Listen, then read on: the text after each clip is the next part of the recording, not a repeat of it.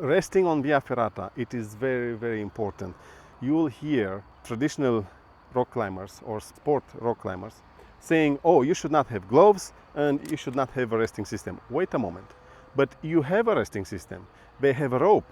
When they need to rest, they sit into the rope because the belayer will tension the rope, will remove a slack, and now the climber can sit and rest.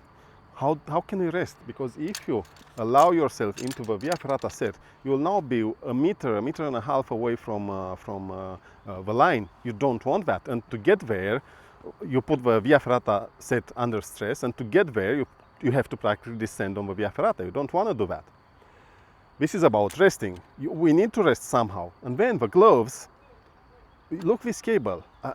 On climbing routes that are, by the way, short, 10, 20, maybe 30 meters, but that's it. Then you get into multi-pitching. But that one is a completely different story. This Via Ferrata, it doesn't, like it never ends. I still have to, around the corner, I still have to go like a lot. I don't want to know what's next. But on the wall, while rock climbing sports or traditional, they are short routes. Yes, you have experts, they go up to the top, they don't secure themselves. They are the experts. We speak about us. And here's the other interesting point. On Via Ferrata can go anyone, like absolutely anyone can go. The idea here is we need to learn to stay safe no matter who we are. This is why we have all these invented rules of discipline. Because if you go straight from the couch on the Via Ferrata, and you can do it, you have to be as safe and as protected possible. You have to know what you need to have with you to get yourself out of a situation. This Via Ferrata, I'm in way over my head practically. Without the resting system, without the Ferrata block, being as tired as I am because for the past days I've climbed almost all the extreme Via Ferrata in Slovenia. I could have not done it. Like, it's impossible for me to complete it. I needed this aiding. I need it now because without it, my arms cannot do it. I'm right now in way over my head. And okay, it's training for me. I know what I'm doing. I'm getting myself into this situation, planned, premeditated. But you, it might be enthusiasm, it might be friends, curiosity, and you just choose the B. But if it is your first Via Ferrata and you don't know yourself, you don't know how much can you do, what will you do? You show yourself on the Via Ferrata just with the Via Ferrata set? And then you sit on and cry on that, waiting for help? Isn't better to just have a resting system with you? That's it. You are in the same situation. You'll hang there on the wall crying and waiting for help. That's okay. Having the resting system, at least you hang into the resting system. At least that. Your situation is slightly better. Gloves, again, I've grabbed this cable today. If you are with a fainted heart and you don't trust the equipment, if you don't trust this safety steel cable, that's it.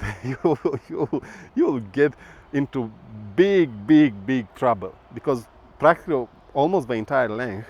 And by the way, look where I am. Can you see me?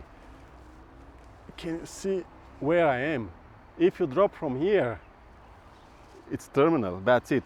And imagine you find yourself now only holding the safety steel cable, no natural grips, no nothing, no artificial holes, only the cable, because this Via Ferrata is a constant overhang. Okay, I've done it, but I was helped by the equipment. I was helped by the gloves because look how dirty they are. Imagine my palms, the blisters, if I would have not had the gloves. By the way, today I have these gloves, you see, full fingers, only two for me to grab where I need and have some control, but otherwise full finger because I knew what I'm getting myself into.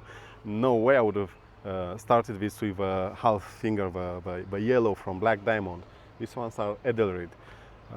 So yes, resting and gloves on Via Ferrata, in my opinion, essential optional items. Essential. If you go without them, you are doing it on your own risk. Why? Just because I met a guy a moment ago at the start.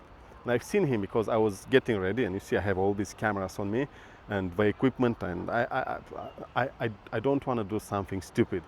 Many are saying, oh, you are going over prepared. Yes, I'm solo climbing, I'm recording at the same time, I'm getting in way over my head to give you the opportunity to see all these places. So yes, I'm going as prepared possible. I've seen him leaving the car, just the Via Ferrata set, the harness, and I think he didn't have a helmet, I don't remember. But maybe he lives here around the corner. Maybe he's doing this Via Ferrata every other week and he knows everything about it. Well, that one is a different situation. Me, I'm, I'm, I'm, I'm working hard the whole year at my job, and from time to time I get this opportunity to do this round trip around the mountains. I'm only practically doing it once or twice a year if I'm lucky. That's it. Well, what can you expect? And you'll be in the same situation. It is good to go there prepared, protected, because you don't want, and I don't want to show in the news, oh, look, the jet set yourself guy did the stupid thing just because what? I wanted to show off. I wanted to be arrogant or to show others that I can do it. It's not about what I can do. I know I can survive, but I don't want to get myself there. I want to enjoy the experience. I want to go through the experience. I want to get to know myself. I want to see what my limits are, and I want to see them in the right way, because I can. When I couldn't, I was struggling for survival. I was trying to make something good with my life.